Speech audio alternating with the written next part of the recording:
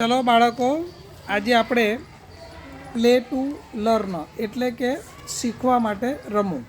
કોઈ પણ વસ્તુ આપણે શીખવી હોય પણ રમત દ્વારા કેવી રીતના શીખાય તો કે રમતા રમતા શીખવા માટે આવી એક ચકડીનો આપણે ઉપયોગ કર્યો છે। ચકડી બધાને ફેરવવી ગમે બધાને?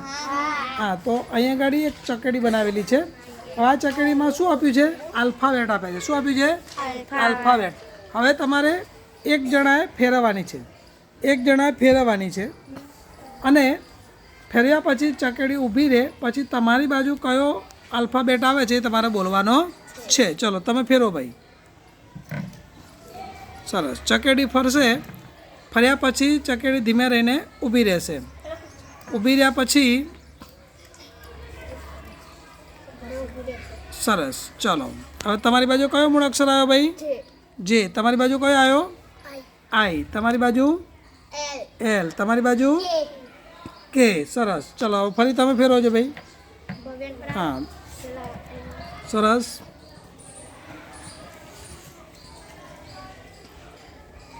Very good. ચલો તમારી બાજુ કયો છે? કે। તમારી બાજુ કયો છે ભાઈ? તમારી બાજુ કયો છે? એલ। તમારે આઈ। તમારે જે। Very good. જોઈએ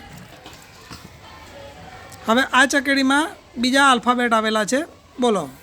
તમારી બાજુ ટી। તમારી બાજુ કયો છે? ક્યુ। તમારે આર। તમારે એસ। સરસ, તમે ફેરવો ભાઈ, તમે ફેરવો।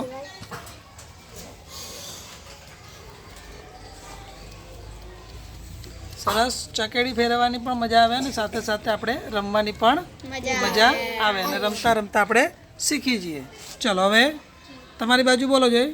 ટી। તમારી બાજુ એસ। તમારી બાજુ આર। તમારી બાજુ ક્યુ।